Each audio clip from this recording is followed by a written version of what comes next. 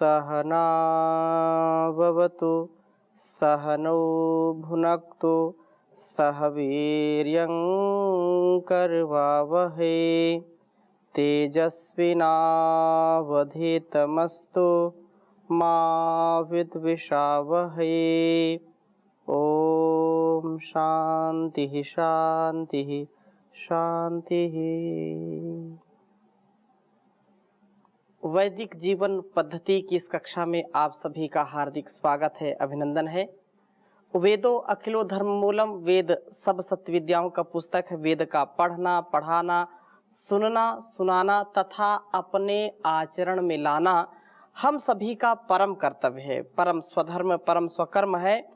वेद के भेद को, वेद के रहस्य को हम तभी जान पाएंगे जब निरंतरता से इसका स्वाध्याय करेंगे। कठिन से कठिन विषय भी हमको आत्मसात हो जाता है, हम उसको समझ लेते हैं जब हम उसमें निरंतरता से लगे रहते हैं। इसलिए नित्य प्रति कम से कम एक वेद मंत्र का स्वाध्याय हमको अवश्य करना चाहिए और उस मंत्र का जो भाव है, उसका जो अभिप्राय है, उसको अपने मन, वाणी और व्यवहार में उतारने का जो हमको परम सौभाग्य मिला है, तो उसको हम अवश्य करें, इससे विपरीत आचरण ना करें।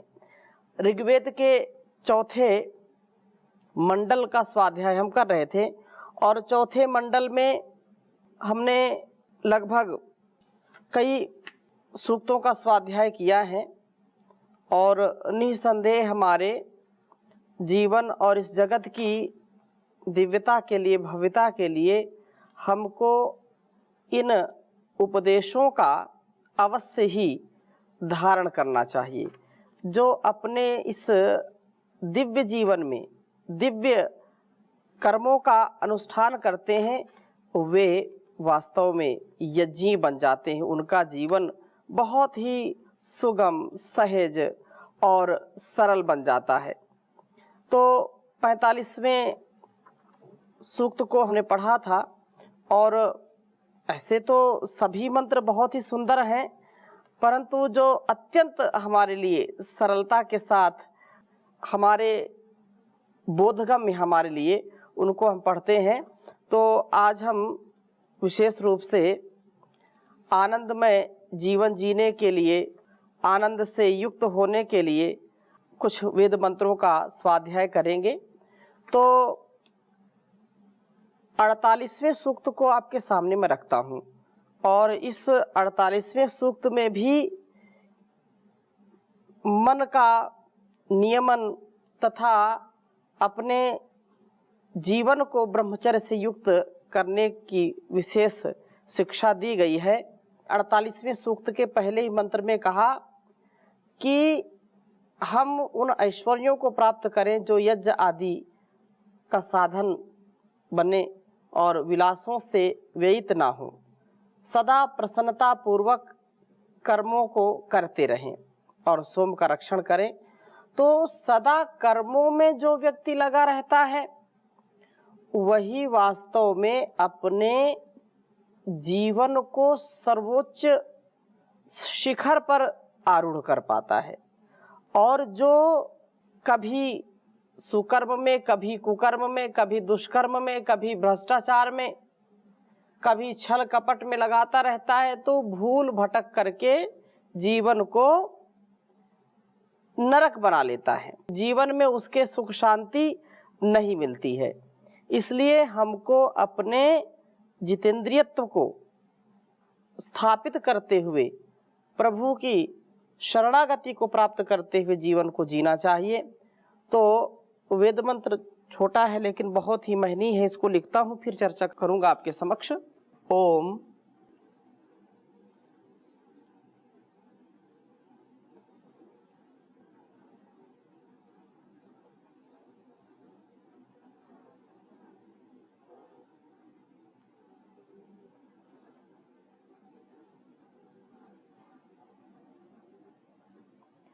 विहिहोत्रा अवीता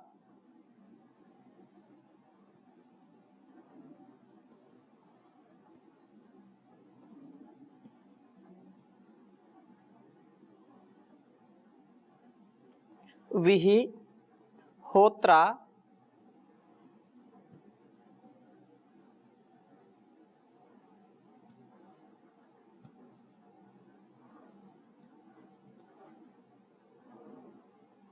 अवीता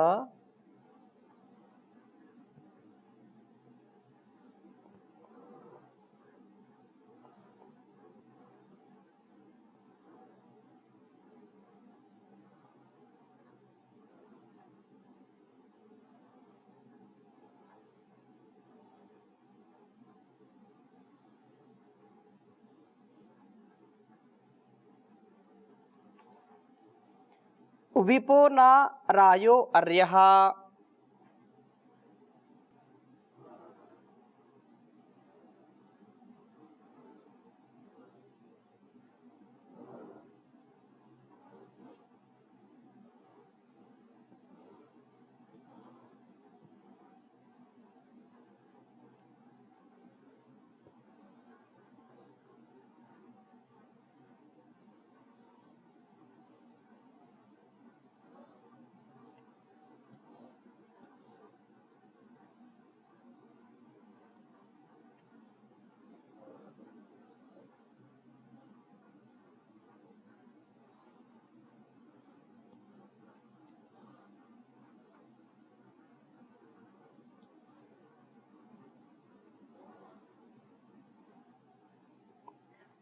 वायवा चंद्रेण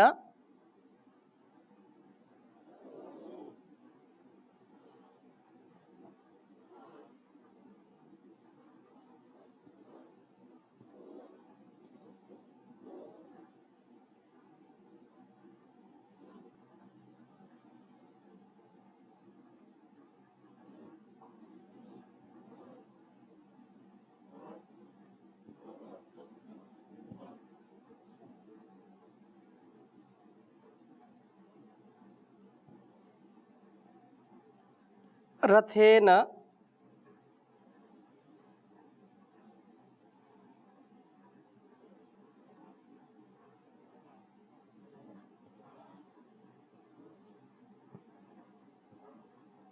याहि सुतस्य पीतये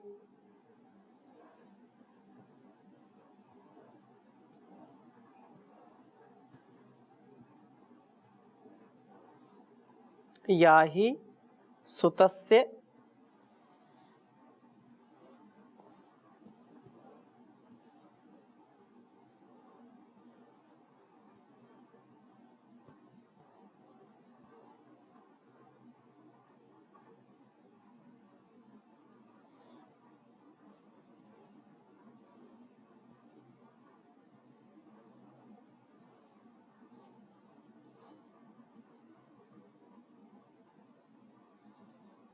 यह मंत्र ऋग्वेद के चतुर्थ मंडल के 48वें सूक्त का पहला मंत्र है। ओम वीहि होत्रा अवीता विपो नरायो अर्यः वायवा चंद्रेण रथेन याहि सुतस्य पीतये। ओम विहि होत्रा अवीता विपो नरायो अर्यः वायवा चंद्रेण रथेन याहि सुतस्य पीतये। बहुत ही सुंदर भाव इस वेद मंत्र का। विपह न, शत्रुओं को कंपित करने वाले एक पुरुष के समान। अर्यः, जो अपना स्वामी होता हुआ, जो प्रत्येक परिस्थिति में जो कुटिल हैं, जो दुष्ट हैं, जो क्रूर हैं, जो मानवता के शत्रु हैं, ऐसे लोगों को कंपित करता है, ऐसे लोगों को भय प्रदान करता है। ऐसा भय प्रदान करने वाला जो एक पुरुष के समान अर्यः अपना स्वामी होता हुआ, तो होत्राहा, होम साधिका, यज्ञों को सिद्ध करने वाले, अवीताः, जिनका विलासों में व्यर्थ ही व्यय नहीं हुआ, ऐसे रायः ऐश्वर्यों का वीहि उपभोग कर। संसार में अत्यंत विलासिता का जो प्रभाव हम देखते हैं, उसमें सबसे मूल बात यह है कि क्षणिक सुख के लिए लोग दीर्घ काल के दुख को भूल जाते हैं। कहने का आशय क्या है? सुख जो भौतिक है, चाहे स्पर्श का सुख हो, चाहे रूप का हो, रस का हो, गंध का हो, इन सभी भोगों में यदि हम विवेक पूर्वक इसका उपभोग नहीं करेंगे तो निसंदेह हम यज्ञी भावना से पतित हो जाएंगे, भोग विलासी होकर के, रोगों से ग्रस्त होकर के, त्रस्त होकर के जीवन को नरकीय बना लेंगे। कोई भी संसार में मनुष्य ऐसा नहीं मिलेगा जो दुख चाहता हो, ना शारीरिक दुख चाहता है और ना मानसिक दुख चाहता है, ना सामाजिक दुख चाहता है। यहाँ तक कि जो भोग योनि है, पशु भी दुख नहीं चाहते, चाहे चींटी से लेकर के हाथी, एंट से लेकर के एलिफेंट पर्यंत जो भी। तो जीवों की यह अंदर की मांग होती है, याचना होती है, या कामना होती, वांछा होती है कि उनको दुख ना मिले, वे शरीर से भी पुष्ट रहे, वे मन से भी और इंद्रियों से हमेशा स्वस्थ रहे, सब चाहते हैं। परंतु संसार का जो भोग है, संसार का जो नियम है, संसार में जो व्यक्ति फंस जाता है उसको दीनता हीनता का मुख देखना पड़ता है। वेद मंत्र में कहा है कि आप जो है सबका जो स्वामी आप होते हैं और यज्ञों को सिद्ध करने वाले होते हैं। इस संसार में जो आता है उसको भोग तो करना पड़ता है, लेकिन वह व्यक्ति भोग संतुलित, संयमित, मर्यादित करता है। कहने का आशय क्या है कि बिना भोग के हम संसार में रह नहीं सकते। भोग क्या है? भुज पालना व्यवहार यो हो, जिससे हमारी पालना होती है, जिससे हमारा रक्षण होता है, वह भोग है। आहार भी भोग है, बिना आहार के कोई नहीं रह सकता। फिर आंखों को बनाया ईश्वर ने देखने के लिए, कानों को सुनने के लिए, रसना को रस चखने के लिए, नासिका को सूंघने के लिए और त्वचा को स्पर्श के लिए। ये भी भोग है, इनसे भोग भोगते हैं। कोमल वस्तुओं का प्रयोग, कोमल कोमल गद्दे पर बैठना, बिछावन पर बैठना कितना अच्छा लगता है। आंखों से सुंदर सुंदर रूपों को देखना, अच्छे दृश्य देखना कितना अच्छा लगता है। कानों से शुभ या मन मर्जी या मन का जिसमें जुड़ाव है, ऐसे शब्दों को सुनना सबको प्रिय लगता है। रसना से चखना सबको अच्छा लगता है। परंतु इन सारे व्यवहारों को करते करते भी जो उसमें फंसता नहीं है, जो अपने विलासों में व्यर्थ ही अपने सामर्थ्य को खर्च नहीं करता, तो ऐसा व्यक्ति रायः, यहां पर कहा है रायः, ऐश्वर्यों का वीहि उपभोग करता है। और वह उपभोग कर ऐसा आदेश भी देता है, ईशावास्यमिदं सर्वम यत् किंच जगत्याम जगत तेन त्यक्तेन भुंजीथा मा गृधा कस्वित् धनम। हम संसार में न कुछ लेकर के आए हैं, न कुछ लेकर के जाएंगे। आए हैं अपने अच्छे और बुरे कर्मों की पूंजी लेकर के, अच्छे और बुरे संस्कार लेकर के, और यही सच्चा अच्छा कर्म हमारे साथ जाएगा और उसी के अनुसार हम भोग भी भोगते हैं। कोई भी व्यक्ति हो, अपने ज्ञान के स्तर से, चेतना के स्तर से वह किसी को गलत समझता है, किसी को अच्छा समझता है। किसी वस्तु में उसकी आसक्ति, व्यक्ति में आसक्ति, स्थान में आसक्ति है, और किसी से अनासक्ति, किसी से राग है, किसी से द्वेष है। राग और द्वेष से, आसक्ति अनासक्ति से हम कैसे बचें? इसका उपाय है ज्ञान पूर्वक जीवन को जीना। और इस साधन का, शरीर एक साधन है, इस साधन का सदुपयोग करना, इस संसार का भी सदुपयोग करना, दुरुपयोग नहीं करना। ये जीवन और यह जगत, यह शरीर और यह संसार किस लिए मिला है? हमको साधन के रूप में मिला है। तो साधन हम अच्छा अपना बनाएं, काम आदि शत्रुओं को कंपित करके, जितेंद्रीय बन करके उन ऐश्वर्यों को यज्ञ आदि उत्तम कर्मों में ही व्यय हो। हमारे शरीर और मन, मानसिक और शारीरिक सामर्थ्य जो ईश्वर से मिलते हैं, उनका व्यय उनको हम कहाँ लगाएं?